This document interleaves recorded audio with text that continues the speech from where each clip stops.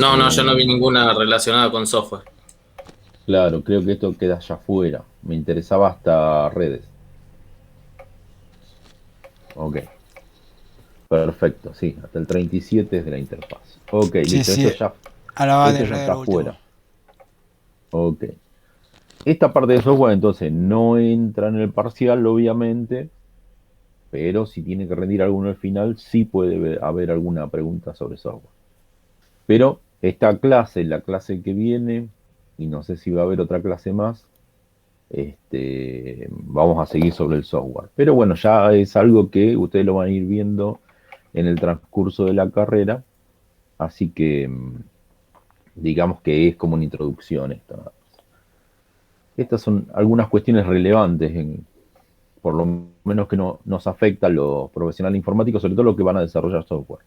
Hay algunos que no van a desarrollar software, entonces muy probablemente no les afecte tanto esto, ¿sí? Por ejemplo, lo que van a dedicarse al análisis de datos o lo que se van a ocupar de testeo, bueno, aunque testeo puede ser que les afecte bastante.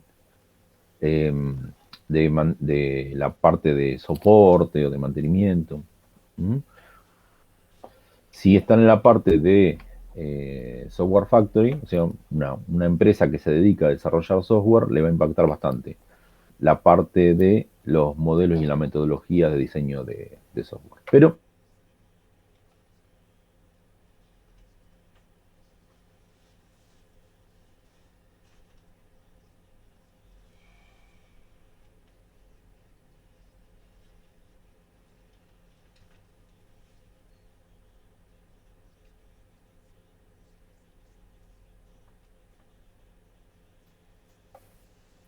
Quedó tildado. Hola, hola. Pensé que se me había caído el internet, pero ¿qué pasó? Yo Es también. Creo que Yo es el también, profe. como parece que el nosotros, me profe. parece. Parece que el profe quedó tildado, me parece. Sí, me parece Para mí que que nos está haciendo una broma, está troleando. Lo bañaron al profe. Ahí se dio cuenta seguro.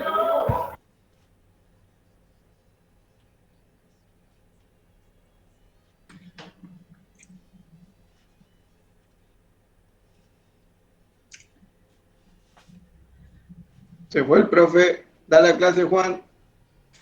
Dale, Sí, Juancito, es Juancito, tuyo. Aprovechen y lean humille. el coso. Eugenia, da alguna receta de comida. de tragos, de comida te dejo a vos. Dale, Juancito, ahí. Compartí el PCI, vamos a repasar. Queda grabando encima. Sí, Listo, sí, estamos todos en cana. Hablen bien del profe. está grabando, profe. Está grabando, chicos. Profe, nos está haciendo una broma.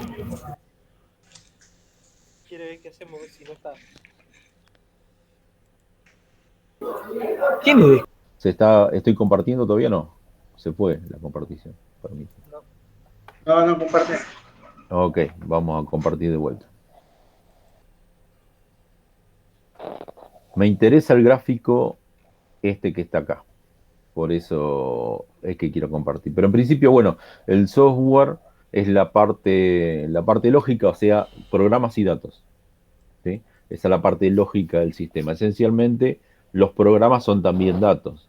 Lo que pasa es que los datos no son datos específicos del usuario, sino que son datos que hacen a la definición del proceso, o sea, son datos para la computadora, para el sistema en sí mismo, no son de aplicación directa, pero al fin y al cabo, quien hace usufructo de los datos, esos, los que son relativos al sistema, es el usuario, al fin y al cabo.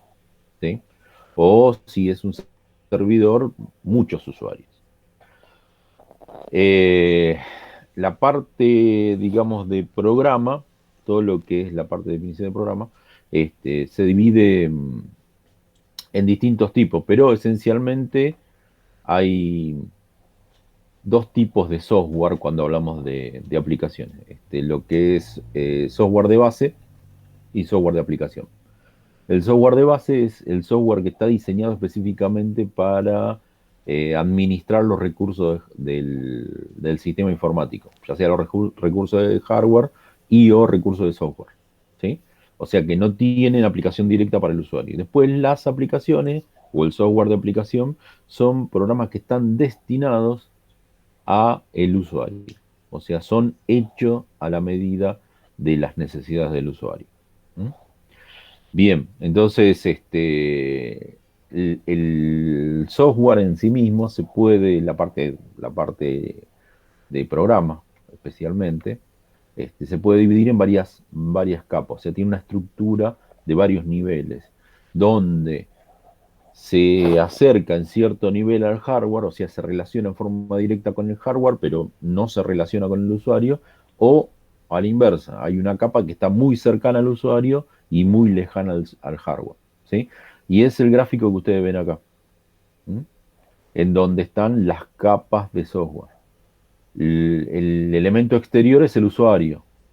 El usuario, todo lo que configura el entorno del sistema. El usuario normalmente se conecta con la aplicación a través de una interfaz de hardware. Pero esa interfaz está recibiendo datos o procesando datos que son ordenados por el usuario. O sea que el usuario está interactuando con la computadora a través de los dispositivos de entrada. Esa interacción lo hace con las aplicaciones, ¿sí? Por eso es lo que está más cercano al usuario. Ahora, el hardware es administrado por lo que son los drivers. ¿Mm? Entonces, vamos a describir las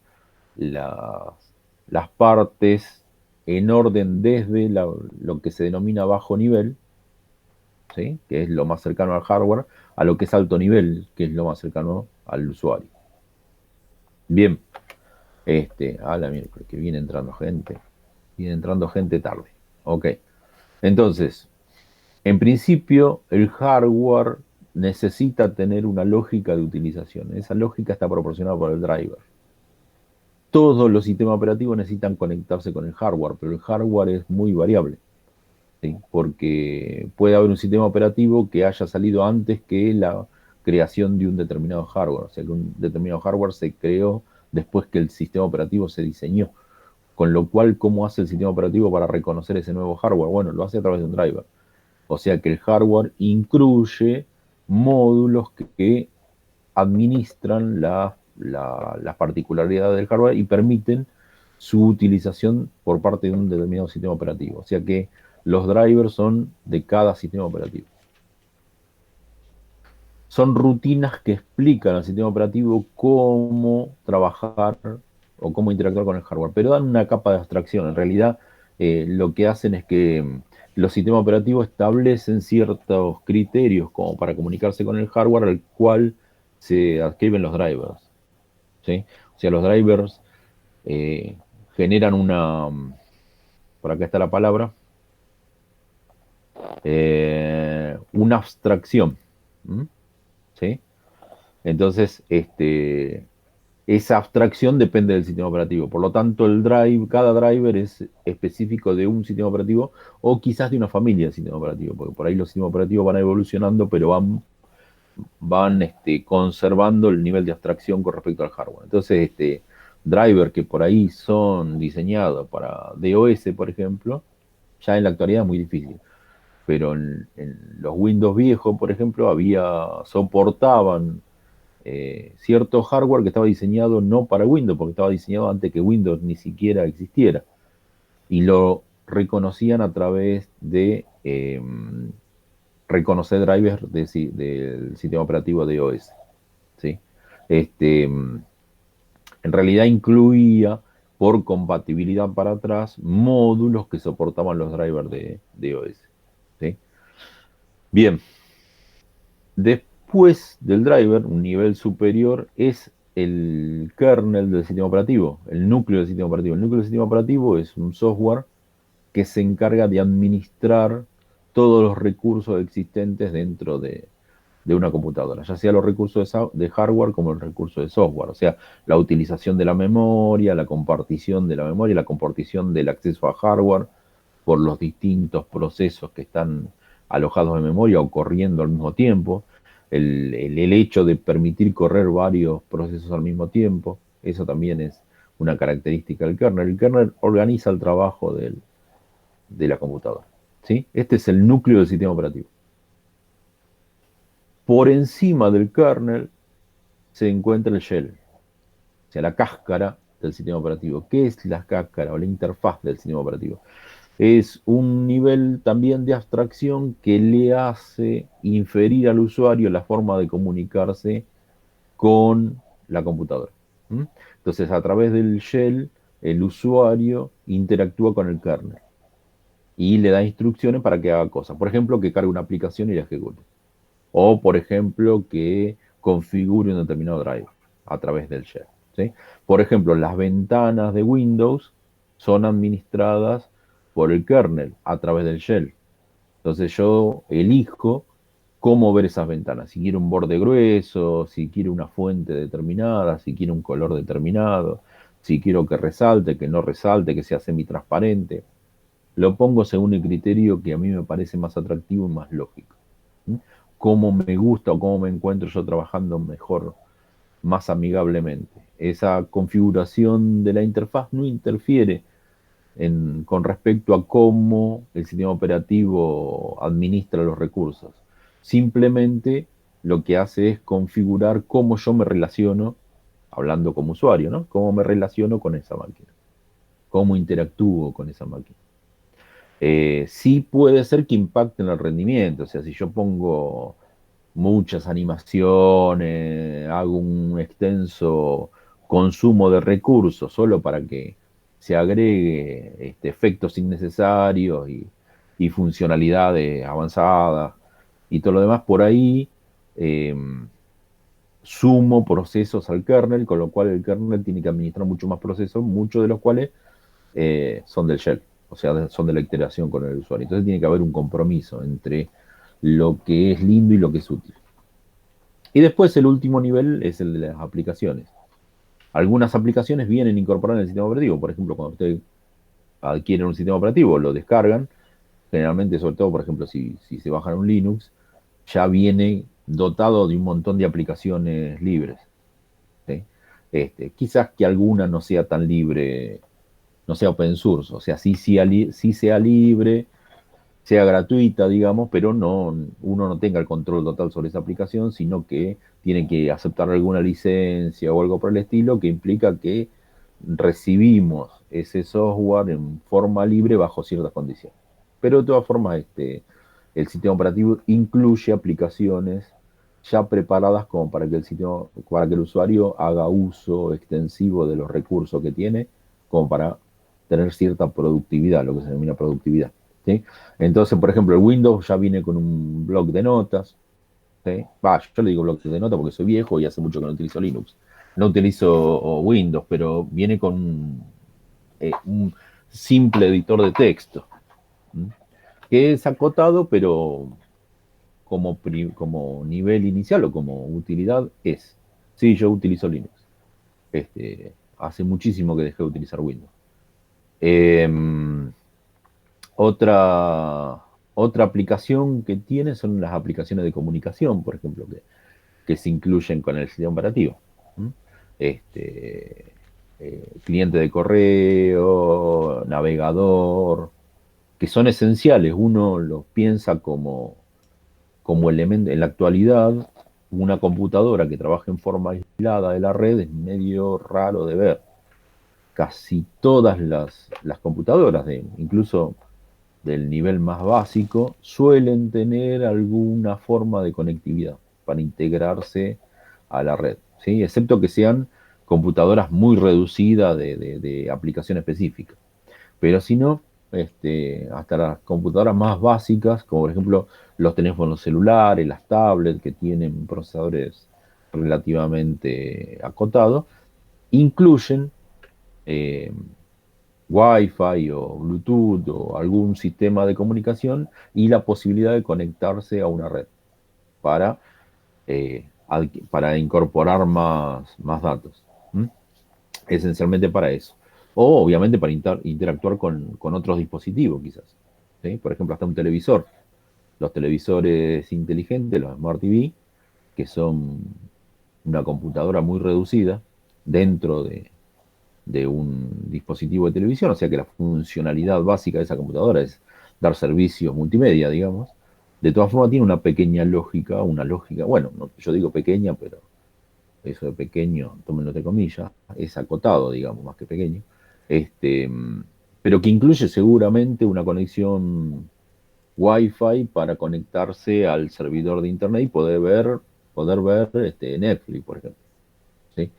O por ahí tiene un conector de red. Si no trae Wi-Fi, tiene una conexión para conectarse por UTP, ¿sí? Por un cable de red a una red cableada. Estamos hablando en televisores smart muy viejos. En la actualidad creo que todos son Wi-Fi y muy probablemente muchos ya incluyen Bluetooth. Bien, entonces, esas aplicaciones ya vienen incorporadas con el sistema operativo. O sea, son funcionalidades básicas que el sistema operativo ofrece para no instalar solo un sistema operativo, sino que al instalar un sistema operativo ya nos dé una pequeña dotación de recursos de aplicación. Y saquemos jugo directamente a la instalación del sistema operativo sin necesidad de comprar más, de adquirir más software, más aplicación. ¿Mm? Bien, entonces esto es seguramente una pregunta, seguro que es una pregunta, que indiquen las capas de software que existen, ¿sí? Desde el nivel más bajo hacia el nivel más alto, ¿sí? Donde driver es el nivel más bajo y aplicaciones el nivel más alto. Seguro es una pregunta de examen. Bien. Y acá lo más... Profe, Sí. una preguntita. El celular dice versión de kernel cuando actualiza, pero Ajá, sí. eso es ¿por qué no dices software o sistema? ¿Por qué dice el kernel? El núcleo. El sistema que vos haces referencia es seguramente un Android. Sí, El Android es un Linux. O sea, en origen fue un Linux.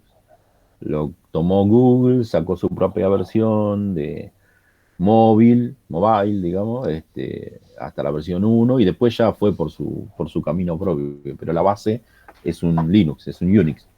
Entonces hereda las características del Unix. Entonces el kernel es mucho más importante en sistemas Unix. De hecho, el kernel monolítico fue, digamos, una aportación muy importante en los sistemas Unix. Windows NT se basa en Windows NT fue la piedra angular de lo que es el Windows en la actualidad. Windows NT era un sistema POSIX, o sea, basado en Unix también. A pesar de que no parecía, pero sí era una especie de sistema Unix. También tenía su kernel y era bastante importante. Los sistemas operativos más viejos, si bien no estaba lo denominado kernel, incluso es anterior a Unix, la definición de lo que es el núcleo, el kernel. Digamos que es casi paralelo. Por ejemplo, en la Commodore 64, el sistema que incorporaba se denominaba así, kernel. El sistema operativo de la Commodore 64, que era un sistema operativo que, nada, era recontra reducido, muy pequeñito, porque esencialmente corría una única aplicación que era el BASIC. ¿Sí? Y lo único que hacía cuando arrancaba la máquina, arrancaba el sistema operativo y cargaba el BASIC al toque. ¿Sí? Como la aplicación prioritaria. ¿Sí? Pero algunas computadoras más avanzadas, por ejemplo las que tenían CPM con procesador 180, que yo las MSX, todas las que tuvieran CPM, no, las otras son muy específicas por ahí para nombrarlas. Pero de las que estaban en Argentina, por ejemplo, la MSX, tenían dos niveles de aplicación, digamos. Si uno no le ponía un sistema operativo, o sea, lo primero que hacía la máquina cuando arrancaba era ver si había un disquete conectado. Y si había un disquete, buscaba un sistema operativo del disquete. Si no, pasaba al BASIC automáticamente. Ejecutaba por defecto la aplicación estándar que tomaba el control de todos los recursos de la máquina. ¿Sí? También tenía un núcleo, un kernel. O sea que digamos que el diseño original de los sistemas operativos los sistemas operativos modernos, ¿no? Comenzó con eso, con la creación de un kernel, o la definición exacta de lo que es un kernel. Y el nivel de abstracción de que el kernel necesitaba de drivers que sean incorporables, o sea, que no tuviera toda la funcionalidad de comunicarse con el hardware como parte del sistema operativo, sino que lo hiciera a través de rutinas, para que se pudieran variar los recursos de hardware. Bien. Gracias. No, de nada. Bien, sigamos con esto. Esto es más para leerlo. Yo voy a hacer una breve referencia sobre esto, lo que es el proceso de creación del software, pero esencialmente el proceso de creación de software es cómo funcionan las software factory. Existen metodologías de creación de software. Lo que están viendo hasta ahora ustedes, en lo que les están explicando, la introducción es, digamos, programación lógica, no tanto en C++, pero más que nada en programación lógica. Están viendo la programación desde el punto de vista, digamos, de lo que sería un nivel artesanal de creación de software. O sea, que se basa en los rudimentos básicos para entender la lógica de creación de software. Pero imagínense ustedes que con un programa como el PCI no se puede crear un software profesional. Y como herramienta para crear software y vender no sirve. Es solamente un sistema que permite entender cuál es el proceso de creación de software. Pero el proceso de creación de software, a medida que el software crece, se vuelve más complejo.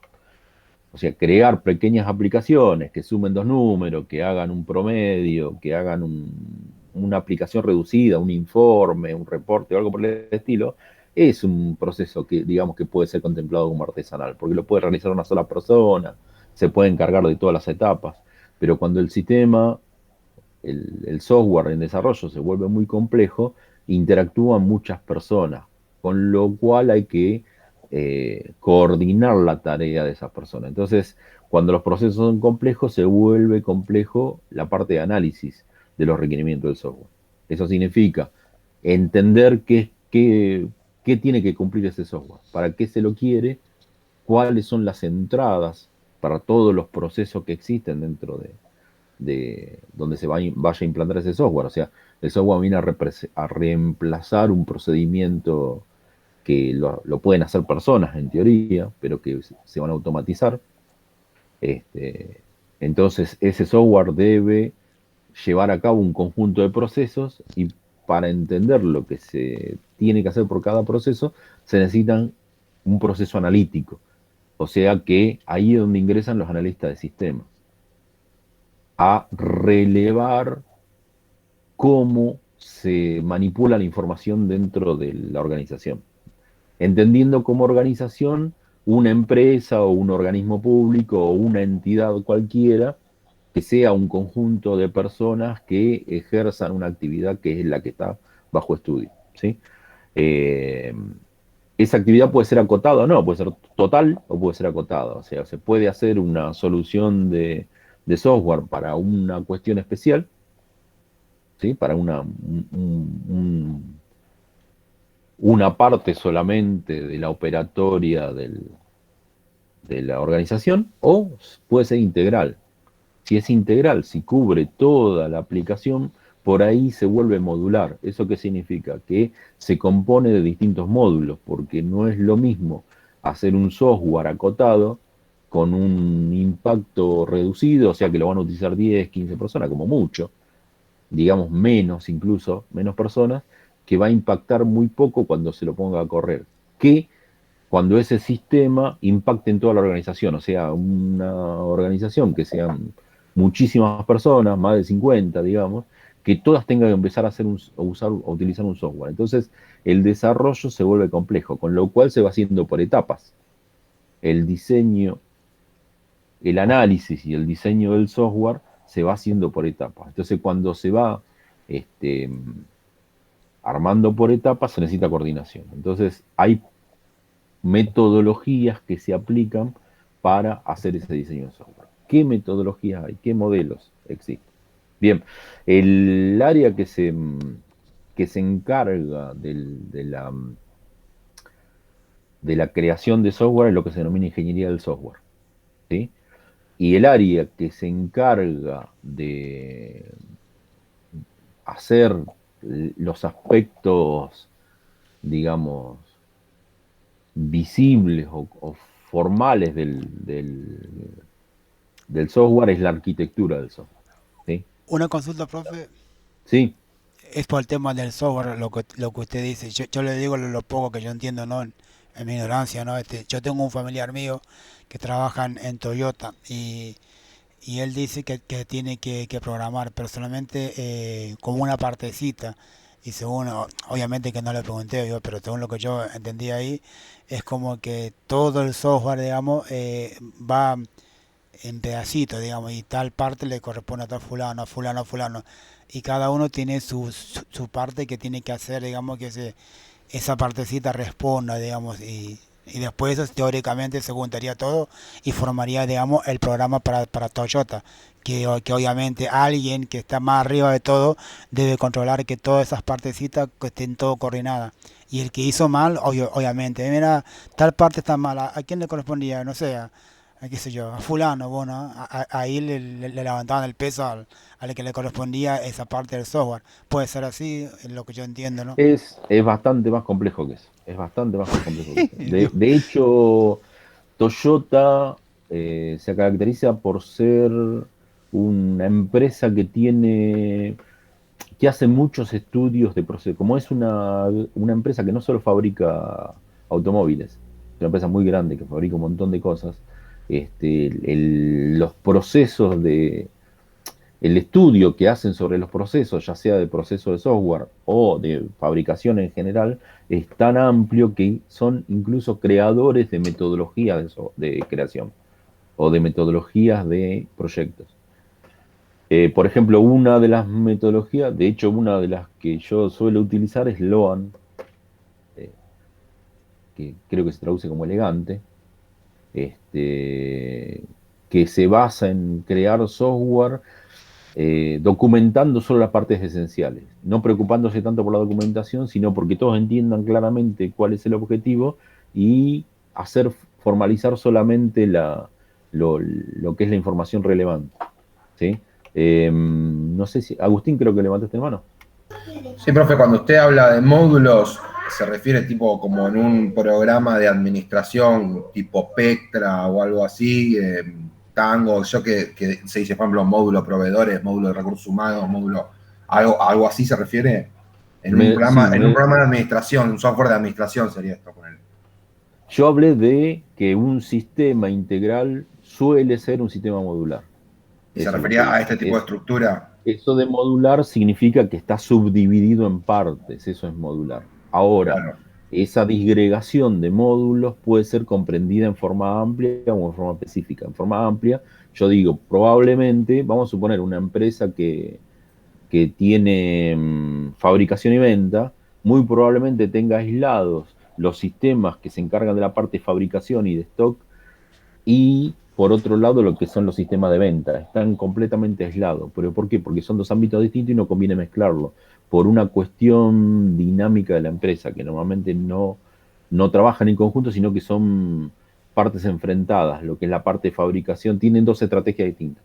Venta lo que quieres vender y fábrica lo que quiere sacar lo mejor, optimizar los procesos de fabricación. Por ahí son contrapuestos con venta. Venta quiere que ya esté. Y fábrica por ahí no quiere hacer eso. Por ahí quiere esperar a que venga buena calidad y poder producir tranquilos y con buena calidad. Entonces, como son procesos enfrentados, por ahí normalmente no es necesario que venta se entere lo que está haciendo producción, ni producción dependiendo su producción de ventas. en forma global estoy hablando, Pero aunque en realidad sí impacta. ¿Serían dos software diferentes en ese caso? No, porque van a interactuar entre ellos. Al fin y al cabo se plantean en forma distinta, pero no solo eso, sino que internamente los procesos se plantean en forma distinta. Por ejemplo, vos tenés un sistema transaccional que implica asentar las transacciones que ocurren en la empresa. Toda transacción es un suceso dentro de la empresa, una venta, un registro a un cliente, una reclamación a un deudor, una entrega de producto, una recepción de mercadería, todo eso es un evento. Entonces los eventos deben ser registrados. Los sistemas que están registrados a eventos lo que buscan es que se asegure la calidad de los datos. O sea, que vos no pierdas datos. Eso va en contra de lo que es la parte de análisis de datos. Si vos empezás a analizar datos, no te interesa el detalle, te interesa lo global. Y para llegar a lo global, tenés que hacer una investigación en todos los datos. Eso hace que baje el ratio, la performance de los sistemas transaccionales, con lo cual normalmente se trabajan en forma aislada. Entonces tenés los sistemas transaccionales que están en nivel bajo, en la parte baja de la pirámide organizacional sería en la parte ejecutiva, o sea, los vendedores, los supervisores de ventas, los capataces, los operarios, trabajan con sistemas transaccionales. Pero los gerentes no trabajan con sistemas transaccionales, a lo mejor ni les interesa trabajar con sistemas transaccionales. Ellos utilizan sistemas analíticos, con los cuales tienen sus propias bases de datos, tienen sus propios procesos que alimentan esa base de datos y que crean datos de una forma que es destinada a generar listados, a hacer gráficos estadísticos y que no impactan sobre los datos que se están recabando. Con lo cual vos decís, hay distintos niveles verticales y distintos niveles horizontales. En esa división, digamos, se ubican distintos sistemas. Entonces, por ejemplo, vos tenés en el sistema de venta sistemas de atención al cliente, sistema de reclamos, sistema de entrega, sistema de venta propiamente, facturación y financiación probablemente, y todos son sistemas aislados. Después tenés sistema de reportes, sistema de personal, ¿sí? Etcétera. Y incluso puede haber sistemas predictivos que sean relacionados con el marketing, que digan, bueno, se fijen cómo viene la venta, qué producto ofrecer, qué producto conviene bajar de precio para poder vender más cantidad, etcétera, etcétera, etcétera. Y esos sistemas por ahí son aislados los unos de los otros. No están programados en el mismo lenguaje, ni siquiera capaz que lo hicieron las mismas empresas. Quizás incluso hay sistemas que se desarrollaron a medida para la empresa y otros se adaptaron a la empresa. O sea, se compró un producto genérico y se adaptó al funcionamiento de la empresa, o la empresa se adaptó al software. El software propone una forma de trabajo, la empresa se adapta a esa forma de trabajo, ¿sí? Entonces, es muy complejo el tema de la implantación del software. Casi tan complejo como el proceso de creación del software, que es otro tema. Son dos temas distintos. Uno es cuál es las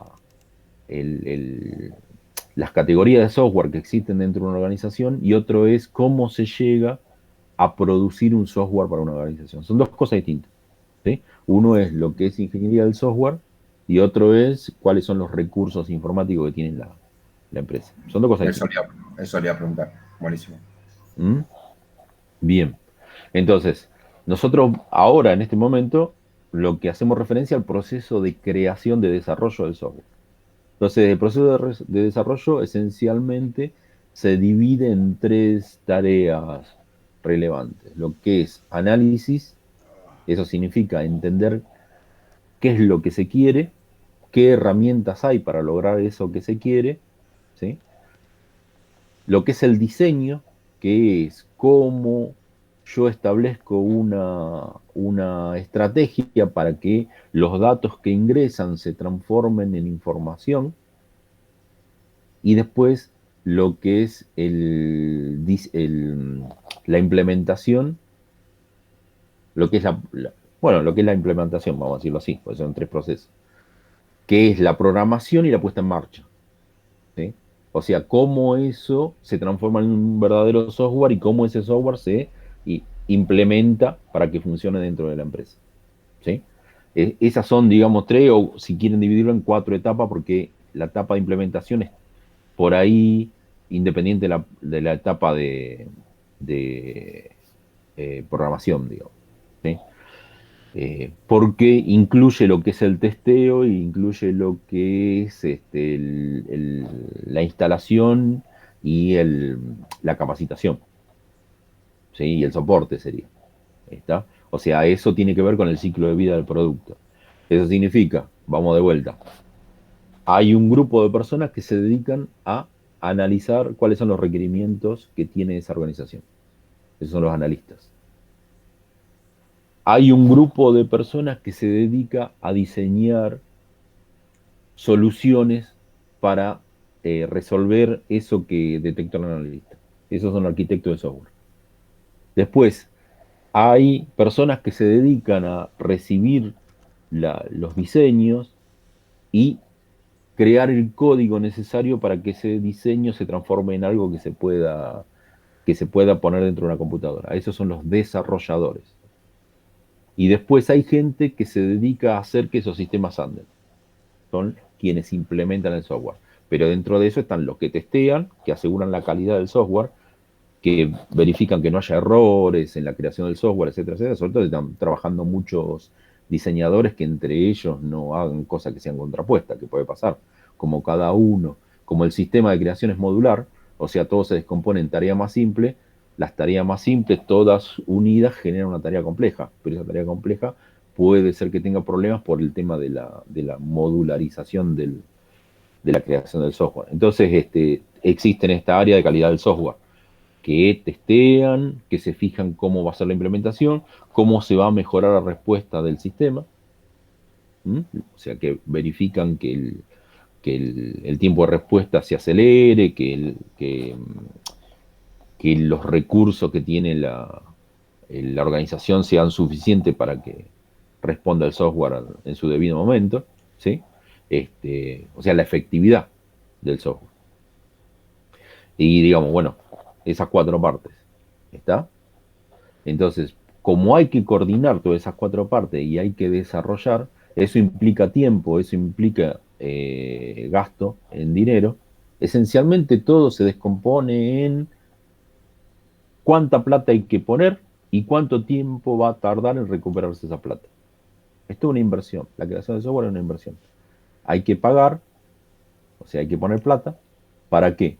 Para obtener beneficio de esa inversión que hago. Ese beneficio se corresponde en que yo tengo los datos mucho mejor que como los tenía, o sea, mucho más a tiempo, con mucha más calidad y en forma mucho más efectiva, mucho más rápida, y me permite hacer otros procesos que antes no podía hacer, procesos analíticos, por ejemplo. Entonces, ¿cuánto tiempo voy a tardar en recuperar mi inversión? O sea, si yo pago, ¿cuánto tiempo voy a tardar en que eso me rinda y yo ahorre dinero por tener eso? Si no, no vale la pena hacerlo directamente, ¿sí? Entonces, con ese compromiso se hacen las mejores estrategias para que el software cueste menos, se produzca más rápido, porque para el lado de la empresa que produce el software, lo mismo. A ellos les representa una inversión. Ellos cobran para hacer un software, pero cobran cierto dinero. Entonces tienen que administrar ese dinero. Entonces, ¿cómo hacen para administrar ese dinero y cumplir con lo solicitado? Tienen que optimizar la producción del software. Eso significa tratar de que haya la gente suficiente, ni mucho ni poco. La cantidad suficiente. Y que sean lo suficientemente expertos como para hacer el software que se pide, pero que no sean tan expertos como para que estén subutilizados y que los tipos digan, yo me merezco más y cualquiera que me ofrezca más dinero me voy y me las tomo porque me voy a cobrar mejor, porque estoy capacitado para hacer mejores cosas. Entonces prefiero pagarle a alguien que no sea tan avispado, pero que haga la tarea y que no me ande reclamando más plata. ¿Sí? Entonces todos esos recursos, todo eso es un proceso altamente complejo. Altamente complejo. El proceso de creación de software es un proceso muy complejo. Entonces por eso es que no hay ningún camino que es exacto. Por eso surgen las metodologías de desarrollo de software. ¿Sí? Bien. Acá se plantean algunos cuantas, ¿sí? Metodología que estudia el proceso de desarrollo de software. Acá habla sobre el proceso de desarrollo, detección y especificación y análisis de requisitos.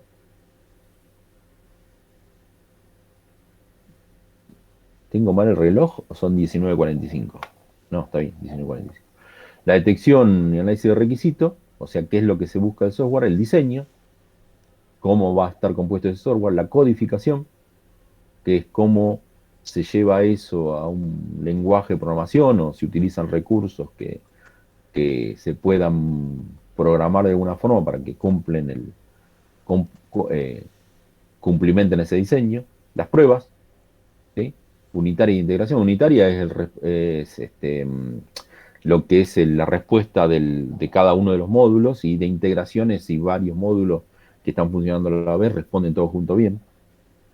La instalación y paso a producción, eso significa instalar el sistema, hacer el testeo, a ver si está andando bien, hacer la capacitación para quienes vayan a utilizar ese sistema, sepan cómo utilizarlo, y después decir, en tal momento vamos a pasar a producción. ¿Cómo hacemos? Hacemos todo de un saque, vamos pasando de a poco, ¿sí? Normalmente suele ser de a poco eso, suele ser en etapas. Hay un área que empieza primero, otro área que le sigue, otro área que le sigue, etcétera, etcétera, etcétera. Y los procesos de mantenimiento, ¿sí? También los procesos de migración, por ejemplo, migración de datos y todo lo demás, que está acá en la parte de paso a producción. La parte de mantenimiento, eso significa durante el ciclo de vida del software se van detectando errores o desajustes. ¿Por qué? Porque la realidad va cambiando. O sea, hoy se plantea el diseño del software, se hace el estudio hoy, pero capaz que el año que viene una pandemia y al diablo con la lógica que tenía el software. O sea, en gran medida va a seguir cumpliendo, pero se va a tener que adaptar, ¿sí? Con lo cual seguramente hay que hacerle cambio. Eso forma parte del mantenimiento. Con el tiempo el software se va degradando. Eso significa que va recibiendo parches, adaptaciones, complementos, y eso va haciendo que el sistema cada vez se vuelva un poco más complejo y más inmanejable. Con lo cual en algún momento queda tan desajustado y es tan costoso mantenerlo que es mejor hacer un sistema nuevo.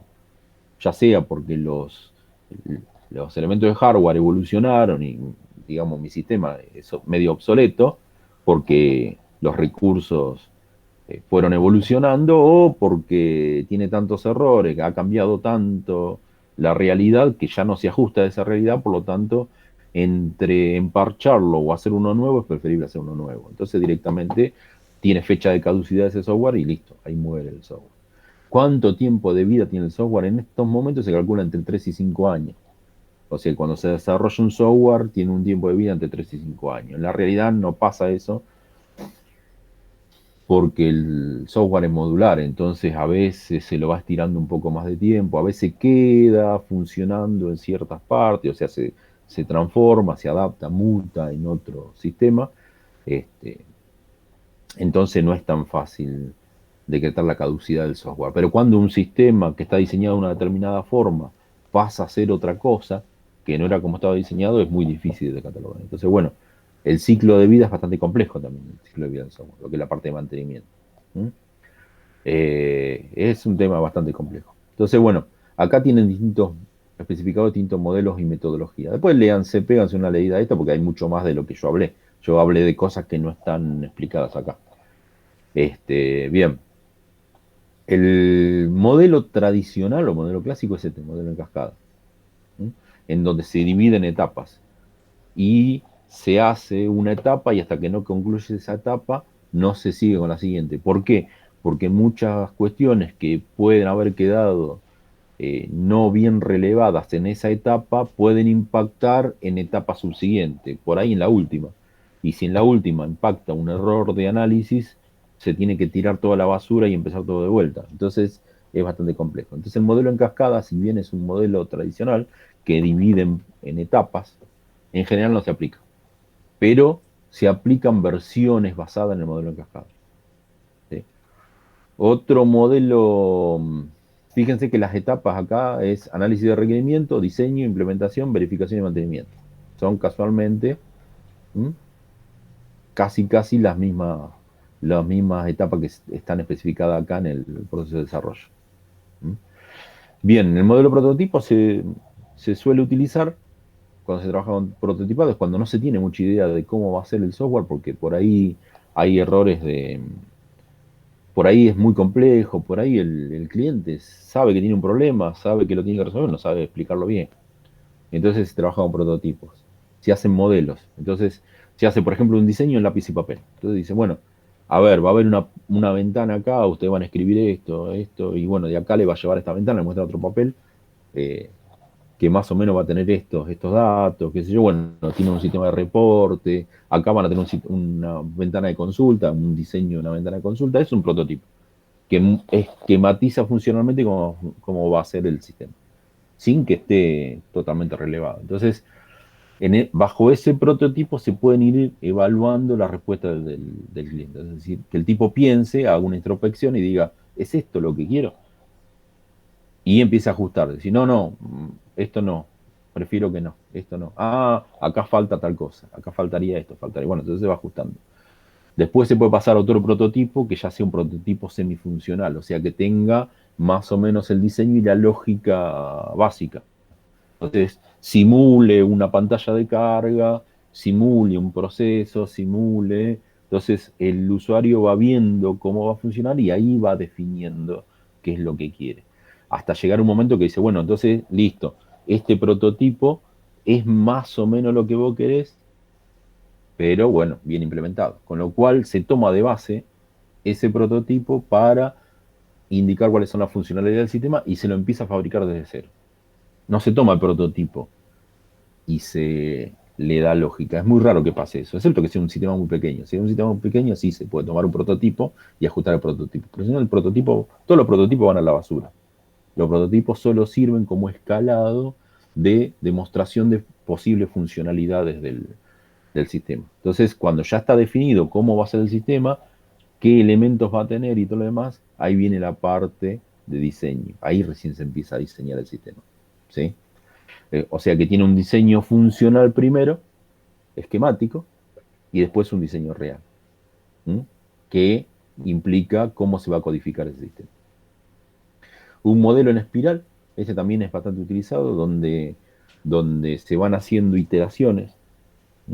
O sea, se empieza de lo más grande, se establece un hito de decir, bueno, primero pensemos en tal cosa. Ok, por ejemplo, en la parte de entrada, ¿sí? Todo lo que es la compra de mercadería. Ok, listo. Entonces, se analiza la compra de mercadería, se diseña, se implementa, se prueba, ¿sí? Y se da el ok. Cuando se da el ok, pasan a la siguiente etapa. Y así sucesivamente. Entonces, cada vez se van acercando más a tener un producto completo. Es un modelo en espiral. El desarrollo por etapa, que es parecido al de prototipo, ahí le dice,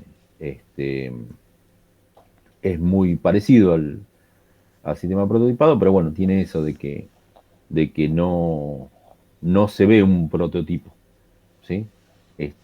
Porque no se sabe bien qué es lo que se va a obtener, sino que se va definiendo sobre la marcha.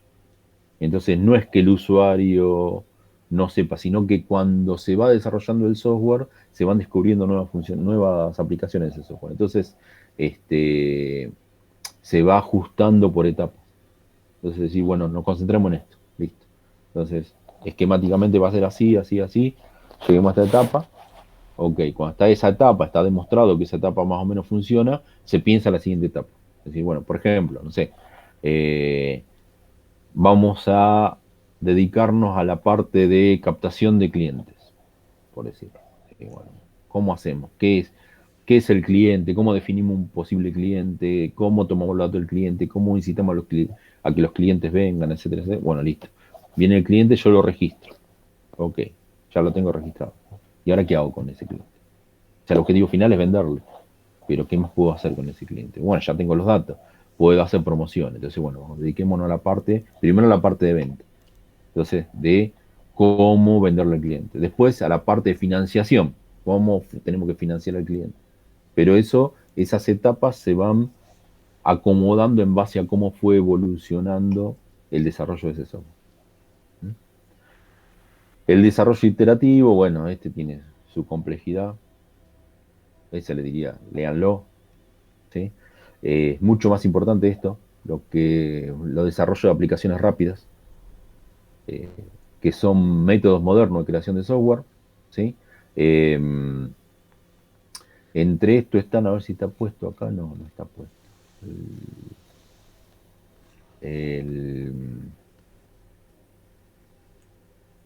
La arquitectura por componentes. Es muy utilizado. Es parte del desarrollo de aplicaciones rápidas. El diseño por componentes implica implementar software en base a componentes ya prediseñados. O sea, yo tengo que hacer un software, listo, ok. Eso es para aplicaciones no específicas, pero sí bastante estándar. Entonces, probablemente hay un módulo que ya implementa un arreglo tabular en pantalla de base de datos. Entonces, yo lo conecto a una base de datos, ya me trae la tabla, me la muestra, yo puedo configurar cómo me va a mostrar esa tabla, las interacciones que va a tener, entonces ya está preprogramado, listo. Lo único que hago es ajustarlo a software. Eso ya está diseñado, ¿sí? Tiene mucho código que no voy a utilizar porque es un módulo que es de propósito general. Entonces, bueno, nada, yo lo ajusto a lo que yo necesito. Entonces, ya como está diseñado, el diseño va a depender de la utilización de ese módulo. ¿Mm? Con lo cual se acelera muchísimo la construcción del software. Pero, por contrapartida, es de muy difícil la performance, o sea, es muy difícil optimizarlo. Si las aplicaciones son muy críticas en el tiempo, en recursos y todo lo demás, no es lo mejor que hay. Y la otra es que termino siendo dependiente de los creadores de módulos. Si los módulos no los diseñé yo, si los compré, cuando falla o cuando tengo que adaptarlo, o cuando tengo que hacer algo que evolucione ese módulo, por ahí estoy trabado, ¿sí? Porque dependo de quien me proporcionó ese módulo. Por contrapartida, si está preprogramado, lo único que hago es ensamblarlo dentro del código mío y ya está, salió andando, ¿sí? Entonces, ahí se utiliza mucho. Y, de hecho, la diferencia entre lo que es un programador y lo que es un desarrollador estriba en eso, en cómo utilizan los recursos. El programador conoce el código hasta el último, hasta el máximo alcanzable, digamos, por el lenguaje. O sea que trabaja a un nivel base. En cambio, el desarrollador trabaja con módulos preprogramados, que ya tiene una funcionalidad, ya funciona de una determinada forma. Entonces, no le da la lógica de funcionamiento, sino que él hace es entender cómo funciona y aplicarlo para una solución que tiene que diseñar, ¿sí? Ese es un desarrollador. Esa es la diferencia entre un programador y un desarrollador. Bien, desarrollo concurrente, bueno, cuando interactúan varias partes. O sea, el software se divide en varias partes, ¿sí? Alguien se encarga de desarrollar una parte, alguien se encarga de desarrollar otra parte y deben utilizar un lenguaje común, digamos. Entonces, cuando se ensamblan, funcionan. Por ahí utilizan distintas tecnologías, ¿sí? Entonces, como utilizan distintas tecnologías, suelen ser formadas por distintos grupos de trabajo, incluso por distintas empresas. O sea, las empresas se reparten parte, se establece qué parte va a cumplir cada una, listo. Entonces, cuando están todas las partes diseñadas por cada una de las empresas, el sistema está andando. El proceso unificado, ¿sí? Ese es muy importante. De acá deriva, del proceso unificado, deriva un lenguaje propio de diseño, que es el UML. En realidad es al revés. El UML es un lenguaje que se utiliza para el diseño de software, ¿sí? Que involucra muchas etapas. Se aplica en la parte de análisis, en la parte de diseño y en la parte de implementación y mantenimiento, ¿sí? O sea, hay distintos diagramas que conforman ese lenguaje que se aplican en distintas etapas de la creación del software. Y eso derivó en un proceso que utiliza a fondo esta herramienta, este lenguaje, que es el proceso unificado. El diagrama de flujo, no sé si lo vieron ustedes, el diagrama de flujo, sí, supongo que sí, por el mismo PCI, que supongo que le habrán explicado lo que es el diagrama de flujo. Ok, el diagrama de flujo es parte del del UML, ¿sí? Del lenguaje de modelado. Es una de las partes, hay mucha más. Bien, el RUP también es relevante, pero es específico de Rational Software. ¿Sí? Una empresa muy relevante en los 90 y principios del 2000. Y bueno, acá hay otra. Entre esta, a ver si está la LOAN, la Kanban. Bueno, acá tiene unas cuantas. De estas dos son las que más se nombran. Esta